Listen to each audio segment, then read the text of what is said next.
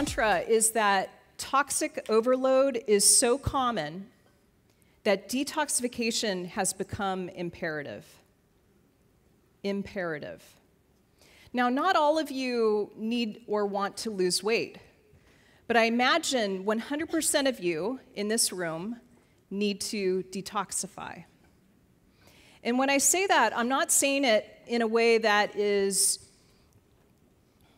blaming or saying that you need to detox all the time.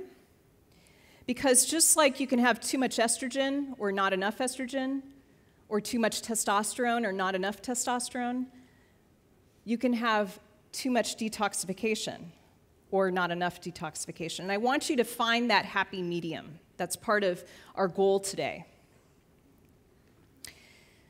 So we're going to talk about something called the exposome. Has anyone heard of the exposome before? There's all these new words that have come out. You probably have heard of the term microbiome, the set of bacteria in their DNA, the microbes that you carry around in your gut. They outnumber human cells about 10 to 1. The next 10 to 20 years of medicine is going to be all about the microbiome. It's a really fascinating area. And I'm not actually going to talk about the microbiome today. I want to talk about certain aspects of the microbiome, including the astrobilome. The astrobilome, which is the set of bacteria and microbes and their DNA that determine your body's estrogen levels and can either put you at greater risk or lesser risk of estrogen-related cancers, such as breast cancer, ovarian cancer, endometrial cancer, and for the guys in the room, prostate cancer. This is a hot new area that I want to talk about today because detoxification is a big part of fixing your estrobilome. So I want you to leave with 7 steps to detoxify, and one of them is related to the estrobilome. We're going to talk about the exposome in just a moment, and this is basically the exposures that we have in the environment, plus, these are external exposures, plus the internal environment that we have. Because what happens in the body is that sometimes a good idea goes awry, especially in the liver. So you have all of these biochemical processes in the liver, and we're going to talk about some of them today. Many of them can create biochemically hazardous waste in your body. And so we've got to figure out, how do we get rid of those things before they wreak havoc? So we'll talk about the exposome and some of the ways that you can measure it. Then we're going to talk about these 7 best practices to reduce your body burden. And some of them are a little playful. Mother Jones. Does anyone read Mother Jones in the room? I'm a fan. And I love a recent article about how big chemistry is the big tobacco of the 21st century.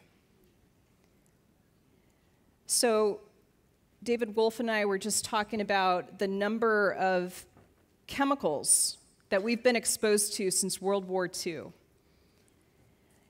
I've seen various counts. It's somewhere around 70 to 80,000 new chemicals.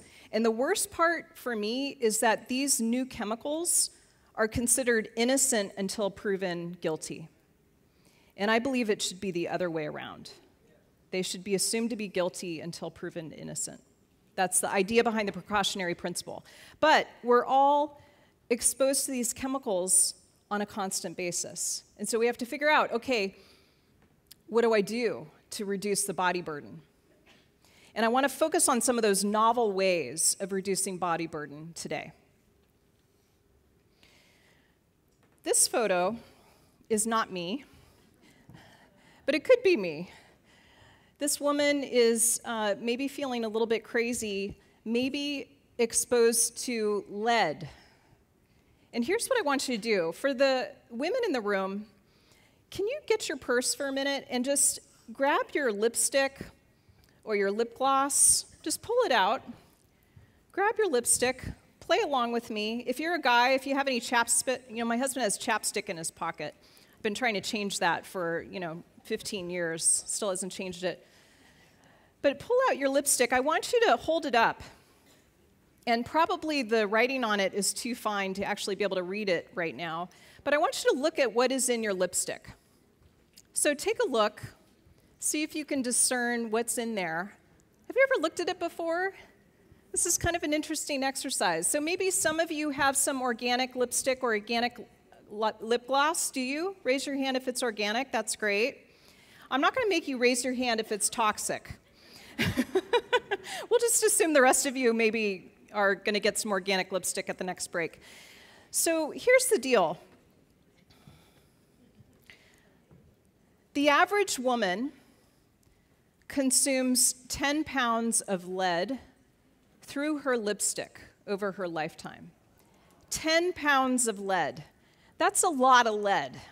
That's way higher than the toxic limit. If you think about, being exposed to lead paint, one of the problems that we have when you live in an older house, the amount that you get exposed to from lead paint actually pales in comparison to toxic lipstick. And I mention this because I'm someone who is very careful about my toxic exposure. I'm married to a guy who started the U.S. Green Building Council, and so we have a very non-toxic home. I use only organic products, but I also told you I'm 47. And one of the things that happens at 47 is that your bones start to turn over more.